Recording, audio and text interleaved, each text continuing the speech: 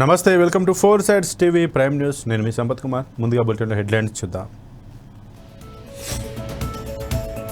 తెలంగాణలో సింగిల్గానే మళ్ళీ అధికారంలోకి వస్తాం. పొత్తులపై మరోసారి కేసీఆర్ క్లారిటీ.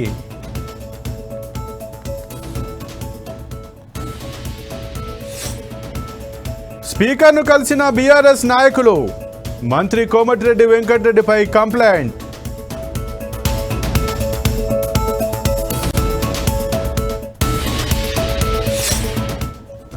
ఆర్థిక శాఖపై సీఎం చంద్రబాబు సమీక్ష.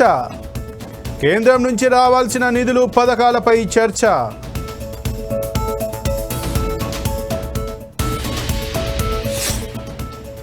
పోసాని కృష్ణమురళికి బిగ్ రిలీఫ్. గుంటూరు జైలు నుంచి విడుదల.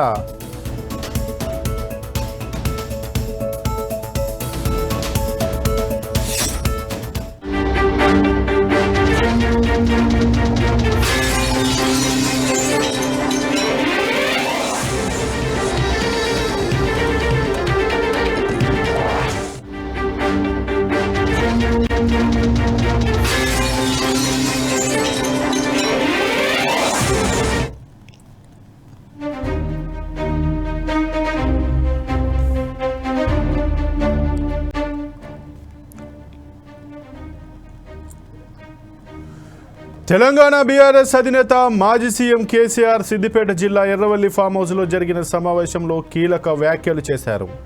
రాబోయే రోజుల్లో బీఆర్ఎస్దే అధికారమన్నారు మాజీ సీఎం కేసీఆర్. 10 ఏళ్లు తెలంగాణలో ఎటువంటి ఇబ్బందులు లేవన్న కేసీఆర్ ఇప్పుడు సమస్యల వలయంలో తెలంగాణ చిక్కుకుందని అన్నారు.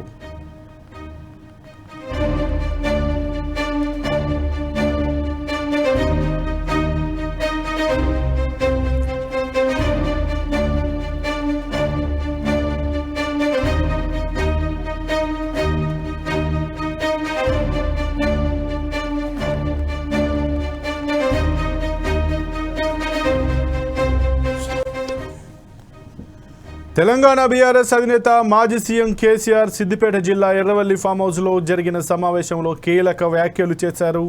రాబోయే రోజుల్లో బీఆర్ఎస్దే అధికారమన్నారు మాజీ సీఎం కేసీఆర్. 10 ఏళ్లు తెలంగాణలో ఎటువంటి ఇబ్బందులు లేవన్న కేసీఆర్ ఇప్పుడు సమస్యల వలయంలో తెలంగాణ చిక్కుకుందని అన్నారు.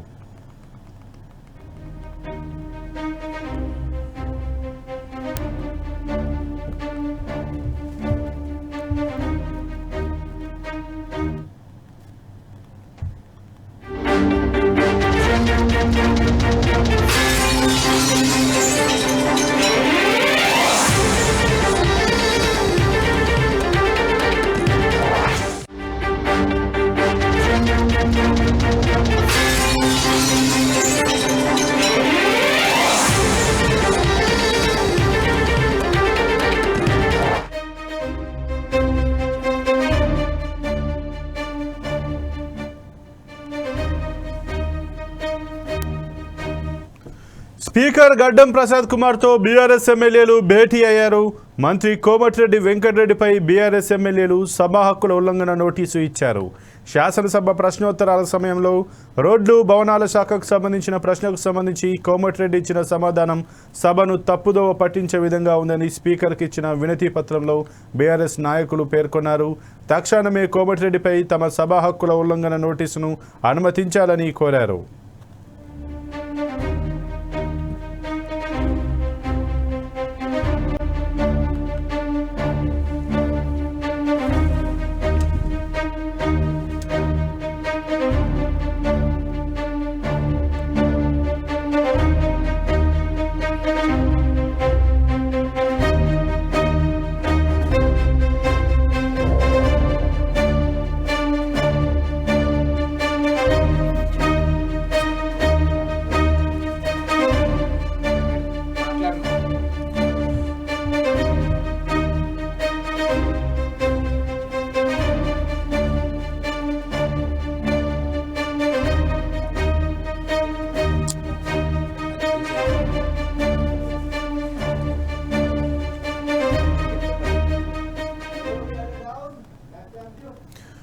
దేశవ్యాప్తంగా ఆన్లైన్ బెట్టింగ్ యాప్లు, వెబ్సైట్లపై కేంద్ర ప్రభుత్వం ఉక్కుపాదం మోపింది. జీఎస్టీ ఇంటెలిజెన్స్ విభాగం 357 బెట్టింగ్ యాప్స్ వెబ్సైట్లను నిలిపివేసినట్లు ప్రకటించింది.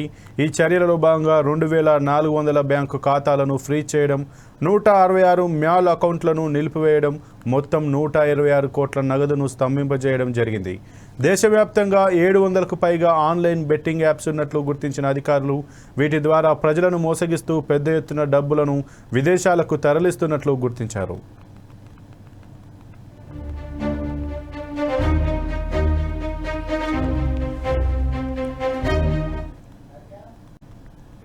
ఆర్థిక శాఖపై సమీక్షా సమావేశం నిర్వహించారు ముఖ్యమంత్రి నారా చంద్రబాబు నాయుడు. మరో వారం రోజుల్లో ఆర్థిక సంవత్సరం ముగియనున్న నేపథ్యంలో ఆర్థిక శాఖలో స్థితిగతులపై చర్చించారు. కేంద్ర ప్రాయోజిత పథకాలు, కేంద్రం నుంచి రాష్ట్రానికి రావాల్సిన నిధులపై అధికారులతో రివ్యూ చేశారు. కేంద్రంలోని ఆయా శాఖల నుంచి రావాల్సిన నిధులు వచ్చేందుకు అవసరమైన చర్యలు తీసుకోవాలని సంబంధిత అధికారులకు సూచించారు సీఎం చంద్రబాబు.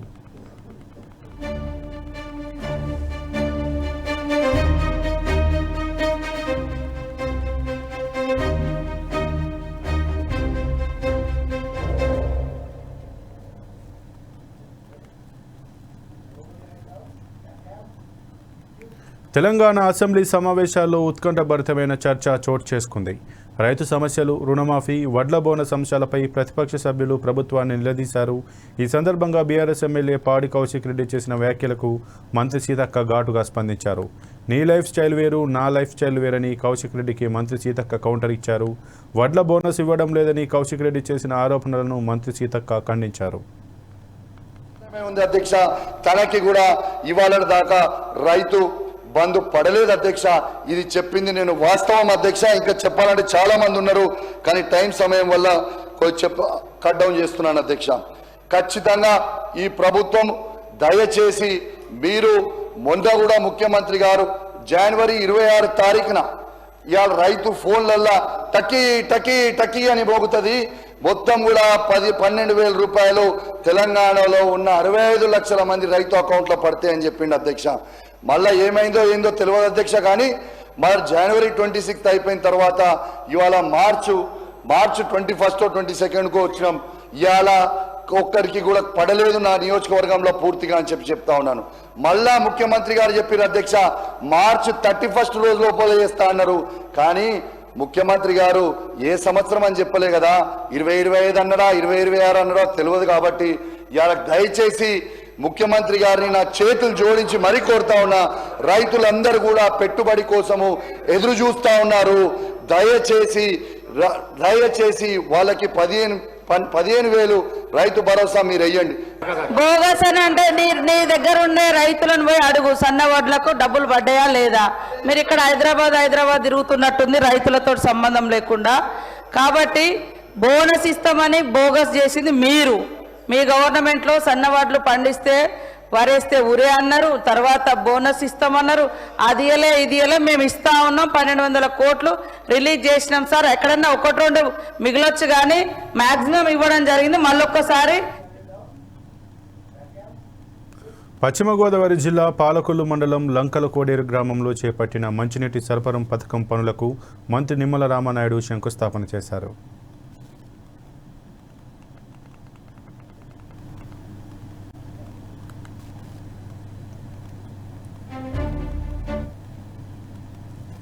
ప్రభుత్వం ఈ తెలుగుదేశం, జనసేన, బీజేపీ ప్రభుత్వం ఒక పక్క పెద్ద ఎత్తున సంక్షేమ కార్యక్రమాలు, అటు పెన్షన్ల పెంపు కానీ, ఉచితంగా 3 గ్యాస్ సిలిండర్లు ఇవ్వడం కానీ, 5 రూపాయలకి అన్నం పెట్టేటువంటి అన్నా క్యాంటీన్లు కానీ, అదేవిధంగా డిఎస్సి ద్వారా 16,000 పోస్టులు కానీ, ఇట్లా అనేకమైనటువంటి సంక్షేమ కార్యక్రమాలు. రేపు ఏదైతే మే నెల నుంచి 20,000 రూపాయలు రైతులకి పెట్టుబడి సాయం, అన్నదాత సుఖీభవ, అదేవిధంగా వచ్చే విద్యా సంవత్సరానికంటే ముందుగానే మరి 15,000 రూపాయలు, ఎంతమంది పిల్లలు ఉంటే అందరికీ కూడా మరి తల్లికి వందనం ద్వారా సాయం అందించడం, మరి ఎటువంటి సంక్షేమ కార్యక్రమాలతో పాటుగా ఇప్పుడే మనం చూస్తూ ఉన్నాం. పెద్ద ఎత్తున అమరావతి రాజధాని నిర్మాణం కానీ, పోలవరం నిర్మాణం కానీ, స్టీల్ ప్లాంట్ ప్రైవేటీకరణ నిలుపుదల చేసుకోవడం కానీ, రైల్వే జోన్ ని సాధించుకోవడం కానీ, గుంతం లేనిటువంటి R&B రోడ్లను, పంచాయతీ రోడ్లను ఏర్పాటు చేసుకోవడం కానీ, ప్రతి గ్రామానికి ప్రతి ఇంటికి కూడా CC రోడ్ల నిర్మాణం కానీ, అంటే ఇంత పెద్ద ఎత్తున అభివృద్ధి సంక్షేమ కార్యక్రమాలు చేసుకుంటూ మరి అందులో కూడా దానికి ఉదాహరణ ఈరోజు మనం లంకలకోడేరు గ్రామంలో మరి ఈరోజు మరి దగ్గర 2,50,00,000 రూపాయలతోటి రక్షిత మంచినీటి పథకానికి సంబంధించి జల్ జీవన్ మిషన్ లో మరి ఈరోజు ఈ యొక్క పనులకి శంకుస్థాపన చేసుకున్నామని అంటే ఎంత పెద్ద ఎత్తున అభివృద్ధికి ప్రాధాన్యతనిస్తున్నాము. ఎందుకంటే ప్రతి వ్యక్తికి కూడా ఆరోగ్యం చాలా అవసరం. ఆరోగ్యం బాగుండాలని అంటే సురక్షితమైనటువంటి త్రాగునీరు కావాలి. అంచేత అటువంటి సురక్షితమైనటువంటి త్రాగునీరు అందించేటువంటి ప్రక్రియ ఉంటాకి గోదావరి పక్కనే ఉన్నాం మన ప్రాంతం అంతా, కానీ త్రాగడానికి పనిచేయనటువంటి నీరు అయిపోయినటువంటి పరిస్థితి. మహిళలు చెప్తూ ఉంటారు కల్లాపు వేసుకోవడానికి మొక్కలకి నీళ్ళు వేసుకోవడానికి తప్ప త్రాగడానికి పని చేయట్లేదని. ఆ సమస్యలు తీర్చడానికే ఈరోజు ఈ యొక్క ఎన్డీఏ ప్రభుత్వం ఇంత పెద్ద ఎత్తున మరి ఈ యొక్క జల్ జీవన్ మిషన్ ద్వారా. అనకాపల్లి జిల్లా పరవాడ మండలం కలపాక పంచాయతీ మూల స్వయంవరం గ్రామంలో సిపిఎం జిల్లా కార్యదర్శి జి కోటేశ్వరరావు పర్యటించారు. మూల స్వయంవరం గ్రామాన్ని వెంటనే సురక్షితమైన ప్రాంతానికి తరలించాలని సిపిఎం జిల్లా కార్యదర్శి డిమాండ్ చేశారు. ఈ సందర్భంగా మహిళలు, వృద్ధులు గ్రామంలో ఎన్టీపీసీ కాలుష్యం వలన పడుతున్న ఇబ్బందులను వివరించారు. కిడ్నీ, చర్మ సంబంధిత వంటి వ్యాధులతో తీవ్రమైన కాలుష్యంతో ప్రజలు అల్లాడుతున్నారని, కూటమి ప్రభుత్వం ఇచ్చిన హామీ ప్రకారం రాష్ట్ర ప్రభుత్వం వెంటనే ఈ గ్రామాన్ని తరలించాలని తెలిపారు. లేని పక్షంలో సిపిఎం ఆధ్వర్యంలో పెద్ద ఎత్తున ఆందోళన చేపడతామని ఆయన హెచ్చరించారు.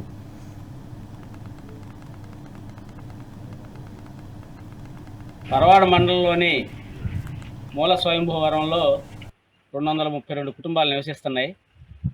పక్కనే ఎన్టీపీసీ గోడ కానుకొని ఈ గ్రామం ఉంది. ఈ గ్రామంలో మొక్కంతా నల్లగా మాడిపోయి ఉన్నాయి. చుట్టూ పరిసరాలన్నీ కూడా నల్లగా మసిబొగ్గులాగా మారిపోయినాయి. ఇంటికి వేసినటువంటి సున్నాలు, కలర్లు కూడా మొత్తం నల్లగా అయిపోయినాయి. ఉప్పు నీరు పడిపోతూ ఉంది. అన్నిటికీ భారతదేశాన్ని అంతటికీ వెలుగు నింపుతున్నాం మేము అని చెప్తున్నటువంటి ఎన్టీపీసీ వాళ్ళ పక్కనే ఉన్నటువంటి మూల స్వయంభూవరం గ్రామానికి కరెంట్ ఉండట్లేదు. ఆ ఉప్పు నీరు తీగల మీద పడిపోయి కరెంటు షార్టేజ్ వచ్చి చీకటిమయం అయిపోతూ ఉంది. రాత్రులు ఇక్కడ చీకటి, పగలంతా కూడా కాలుష్యం, దుమ్ము, ధూళితో ఈరోజు ఇక్కడ ఉన్నటువంటి గ్రామ ప్రజలందరూ బతుకుతూ ఉన్నారు. అనేక రకాల జబ్బులు, చర్మ వ్యాధులు, అలాగనే ముఖం మీద మచ్చలు, మొత్తం కిడ్నీలు పాడైపోవటం, లంగ్స్ పాడైపోవటం, ఇలాగ అనేక రకాల జబ్బులతోటి ఇక్కడ ప్రజలందరూ కూడా సతమతం అవుతూ ఉన్నారు. ఇంత జరుగుతున్న అధికారులు, ఎమ్మెల్యేలు, అందరూ మంత్రులు వస్తున్నారు, పోతున్నారు, మీ గ్రామాన్ని తరలిస్తాం, మీకెందుకు మమ్మల్ని గెలిపించండి అని చెప్పి మొన్న ఎలక్షన్లో కూడా చెప్పారు. ఇంత తీరా గెలిచిన తర్వాత ఇక్కడ ఈ ఊరు పట్టించుకున్న నాదుడే లేడు. సిపిఎం పార్టీగా ఈ ప్రజా చైతన్యతలో భాగంగా మేము ఈ గ్రామంకి వచ్చాం. మొత్తం గ్రామంలో ఉన్నటువంటి పరిస్థితులన్నీ కూడా పరిశీలించడం జరిగింది. చాలా దారుణమైన పరిస్థితులు ఈ కుటుంబాలు ఇక్కడ బతుకుతూ ఉన్నాయి. తక్షణం ఈ గ్రామంలో ఉన్నటువంటి ప్రజలకి నష్టపరిహారం చెల్లించి గ్రామాన్ని తరలించి ఇక్కడ పంటలు నష్టపోయిన వాళ్ళకి, మొక్కలు నష్టపోయిన వాళ్ళందరూ కూడా నష్టపరిహారం చెల్లించాలని చెప్పి సిపిఎం పార్టీగా డిమాండ్ చేస్తున్నాం. దానిలో భాగంగా రేపు 24వ తారీఖున పరవాడ ఎంఆర్ఓ ఆఫీస్ దగ్గర మొత్తం గ్రామ ప్రజలందరితో కూడా పెద్ద ఎత్తున మహాధర్నా నిర్వహిస్తున్నాం. ఈ గ్రామాన్ని అధికారులు వెంటనే సర్వే చేసి నష్టపరిహారం విలువ కట్టి తక్షణం ఈ గ్రామాన్ని తరలించాలని, లేకపోతే ఈ గ్రామంలో ఉన్నటువంటి పిల్లలు కానీ, ముసలి వాళ్ళు కానీ, పెద్దవాళ్ళు కానీ, యువకులు కానీ అందరూ అనారోగ్యం పాలయ్యేటువంటి పరిస్థితి ఉంటుంది. ఇంత దారుణమైన పరిస్థితి రాష్ట్రంలో ఏ గ్రామంలో ఉండదనేటువంటిది మేము సిపిఎం పార్టీగా భావిస్తున్నాం. తక్షణ అధికారులు స్పందించారు. కృష్ణా జిల్లా మచిలీపట్నం జడ్పీ కన్వెన్షన్ సెంటర్లో ఎంపీ బాలశౌరి అధ్యక్షతన జిల్లా అభివృద్ధి సమన్వయ పర్యవేక్షణ కమిటీ సమావేశం నిర్వహించారు.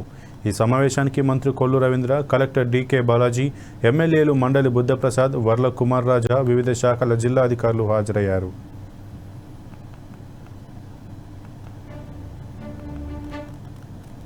ఈరోజు మచిలీపట్నం పార్లమెంట్లో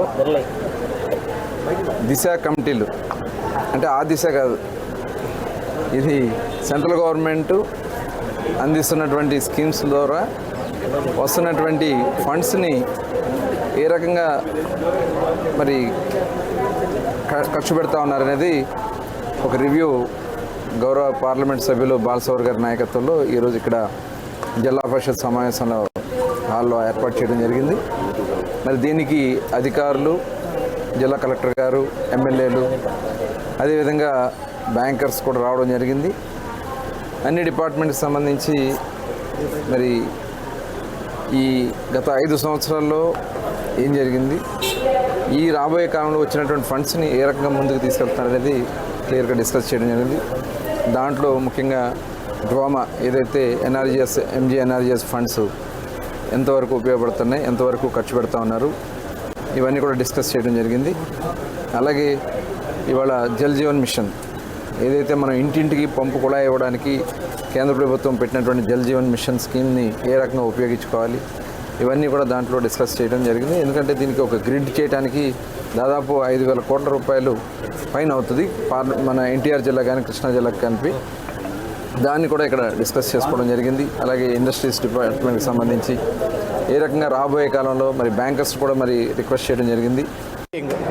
అంటే కేంద్ర ప్రభుత్వం యొక్క నిధులు ఏదైతే వస్తాయో అవన్నీ ఏ రకంగా సద్వినియోగం చేసుకుంటున్నారు అనేటువంటి విషయం మీద, అదే రకంగా స్థానికంగా ఉన్నటువంటి మున్సిపాలిటీలో ఉన్నటువంటి సమస్యలు అయితేనేవ్వండి, కొన్ని ఏరియాలో పంట పొలాలు పండట్లేదు, దాన్ని ఏ రకంగా మళ్ళా తిరిగి దాన్ని పంట పొలాలుగా మార్చాలి.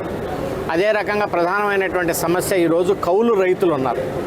కౌలు రైతులకి వాళ్ళకి లోన్లు రావట్లేదు.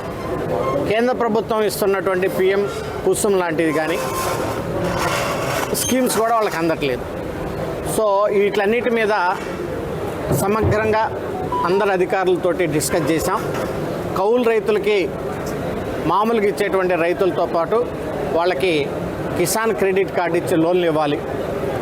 అదే రకంగా ఏ పంట పొలాలు అయితే పండట్లేదో, సాగులో లేవో వాటిని తిరిగి పంట పొలాలుగా మార్చాలంటే నాబార్డు నిధులు.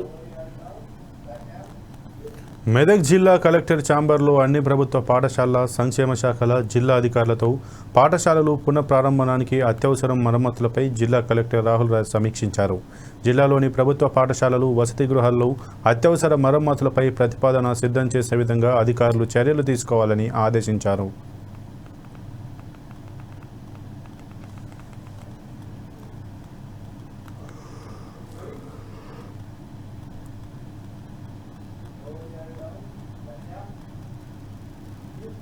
గుంటూరు జిల్లా జైలు నుంచి పోసాని విడుదలయ్యారు. ఈ సందర్భంగా అంబటి రాంబాబు సంచలన వ్యాఖ్యలు చేశారు. మంత్రి నారా లోకేష్ చెప్పడం వల్లే మధ్యాహ్నం నుంచి బయటకు వదలకుండా ఆపారని, లోకేష్ కనుసన్నలలో అంతా నడుస్తుందని ఆరోపించారు.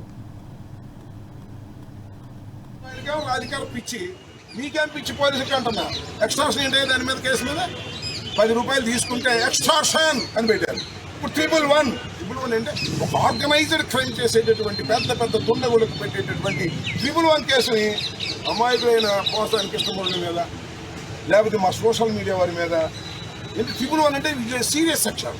బెయిల్ రాదు, బెయిల్ రాకుండా ఉండటం కోసం తెలియదు. కానీ డెడ్ బాడీలు దొరకదు, లేకపోతే మటర్లు పెట్టు, మటర్ డెడ్ బాడీలు ఎక్కడ దొరికితే మాత్రం పెట్టేస్తారు మటర్ కేసు. నా మీద మన వీళ్ళ మీద ఆ డెడ్ బాడీలు కావాలి, అటెంప్ట్ మటర్లు పెట్టేస్తున్నారు. దానికి పెద్ద గాయం అవసరం, అటెంప్ట్ మటర్ అయితే పెట్టేస్తున్నారు. ఇంకా డెడ్ బాడీ ఎక్కడైనా పొరపాటు దొరికిందా, మర్డర్ కేసులు కూడా మా మీద పెట్టడానికి సిద్ధంగా ఉన్నారు. మేము ఎదుర్కోవడానికి కూడా సిద్ధంగా ఉన్నామని కూడా ఈ సందర్భంగా నేను చెప్పదలుచుకున్నాను. పోసాని కృష్ణమురళి గారిని ఆయన ధర్మంగా మాట్లాడాడో అధర్మంగా మాట్లాడాడో న్యాయస్థానాలు తేల్తే 24 రోజులు నిర్బంధించారు, 24 రోజులు మానసికంగా వేధించారు. దీనికి మూల్యం చెల్లించేది లోకేష్. గుర్తుపెట్టుకుని మనం చేస్తున్నాం. లోకేష్ ఫోన్ వస్తే వదిలేదు, లేకపోతే 2ంటికి వదిలేసాడు. లోకేష్ ఆత్మ అంటే అందువల్ల ఇప్పుడు దాకా అడ్డు పెట్టారు. లేకపోతే మధ్యాహ్నం వదిలేసాడు. మొత్తం అన్ని షూరిటీ బాండ్స్ అన్నీ వెళ్ళిపోయినాయి. లోకేష్ కనుసన్నల్లోనే జరుగుతున్నది ఇదంతా కూడా. దీనికి బాధ్యత లోకేషే వహించవలసి ఉంటుందని నేను మీ ద్వారా చెప్పను. ఆ రెడ్ బుక్ ఆయనగా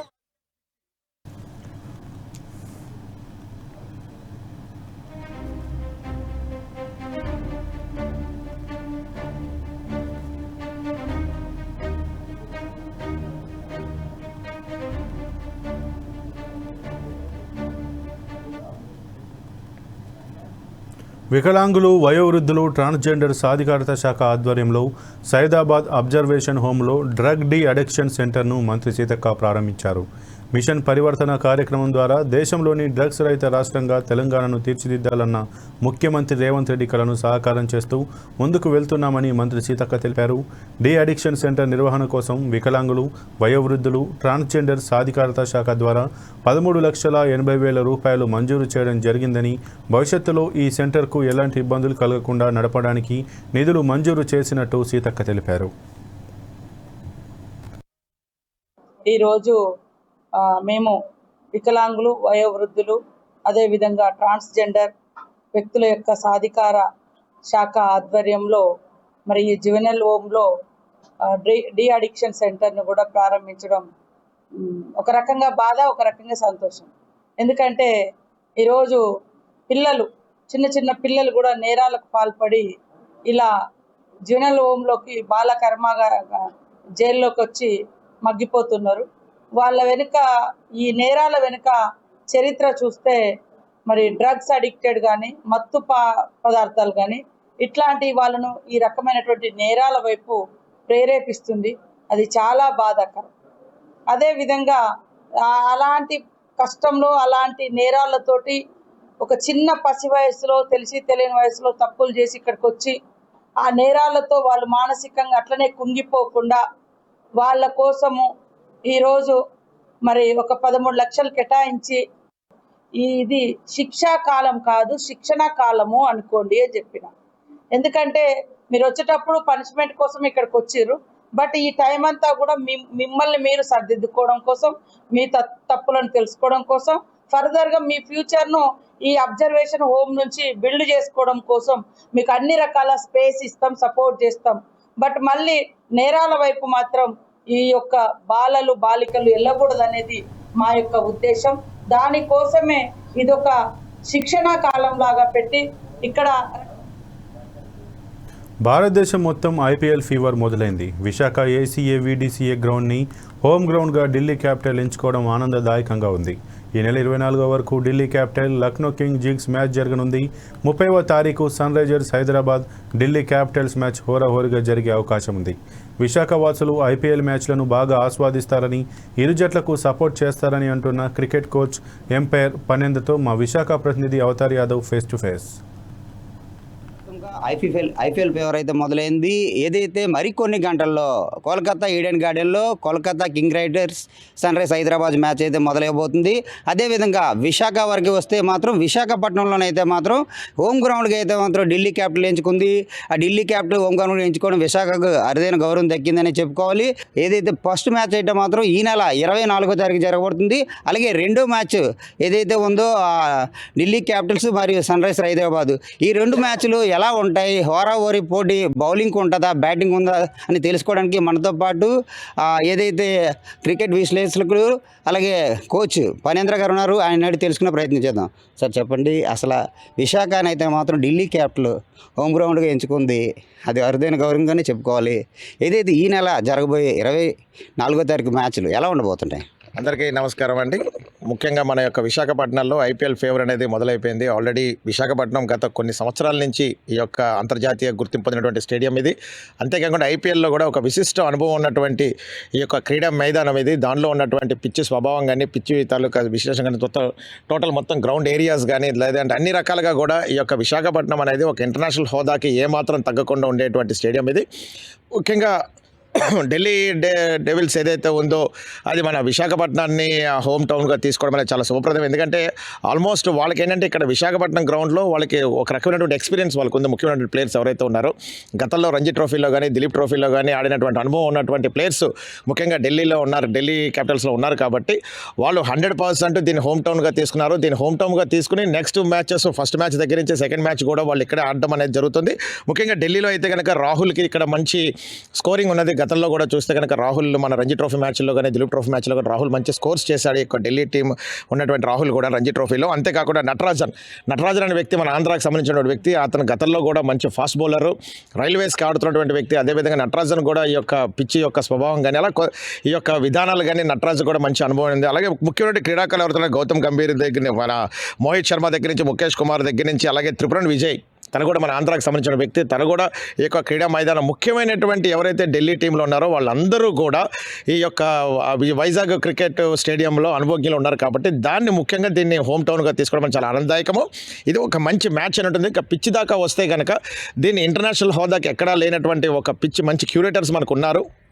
అంతేకాకుండా ఈ క్యూరేటర్స్ పిచ్చే స్వభావం ఎలా ఉంటుందంటే అది ఫస్ట్ బ్యాటింగ్ ఎంత టార్గెట్ చేసినా కూడా చేసింగ్ చాలా సునాయాసంగా చేసే విధంగా పిచ్చి స్వభావం అనేది మారుతుంది. ఒకవేళ ఫస్ట్ టార్గెట్ కనుక బ్యాటింగ్ చేసిన వాళ్ళు సుమారు 200+ కనుక చేస్తే దాన్ని రాను ఎందుకంటే విశాఖపట్నంలో డ్రై యాక్టివిటీస్ ఎక్కువ ఉంటాయి, అట్మాస్ఫియర్ కూడా చాలా డ్రైగా ఉంటుంది కాబట్టి ఇక్కడ మోయిశ్చరైజర్ చాలా తక్కువ పడుతుంది కాబట్టి అందులో సమ్మర్ అనేది మొదలైంది కాబట్టి పిచ్చి స్వభావం అనేది సెకండ్ బ్యాటింగ్కి కూడా ఎవరైతే బ్యాటింగ్ చేస్తారో వాళ్ళకి ఇంకా అనుకూలంగా జరిగేటువంటి ఈ యొక్క పిచ్చి స్వభావం మారుతుంది కాబట్టి సెకండ్ బ్యాటింగ్ ఎవరైతే చేస్తారో వాళ్ళు సునాయాసంగా 2:20 వరకు కూడా వాళ్ళు సునాయాసంగా ఛేదించేటువంటి వాళ్ళకి వస్తుంది. 100% ఇది పిచ్చి అయితే కనుక మెయిన్ కీలకంగా ఉంటుంది. విశాఖపట్నం వచ్చేసరికి మటుకు వాళ్ళు ఒక రకమైనటువంటి ఆహ్లాదకరమైనటువంటి వాతావరణం వాళ్ళు ఎంజాయ్ చేస్తారు. అదేవిధంగా ఈ ఐపీఎల్ మ్యాచెస్ కూడా అందరూ కూడా చాలా చక్కగా ఎంజాయ్ చేస్తారని చెప్పి మేము కూడా భావిస్తున్నాం. Thank you. ఇది పరిస్థితి. ఏదైతే ఢిల్లీ క్యాపిటల్స్ అయితే హోమ్ గ్రౌండ్కి ఎంచుకోవడం చాలా ఆనందదాయకంగా ఉంది. అలాగే ఏది కూడా ఎస్ఆర్హెచ్ కానీ ఎవరైనా సరే విశాఖవాసులు అయితే మాత్రం ఏ టీంనైనా సరే ఒకేలాగా ఆస్వాదిస్తారు, క్రికెట్ని అయితే మాత్రం ఎంజాయ్ చేస్తారని చెప్పే పరిస్థితి కనబడుతుంది. కెమెరా పర్సన్ మహేష్తో అవతార్ యాదవ్, 4 Sides TV విశాఖ. ఇక ఇవి ఇప్పటివరకు బులెటిన్లో ఉన్న అప్డేట్స్. మరిన్ని అప్డేట్స్ కోసం చూస్తూనే ఉండండి 4 Sides TV.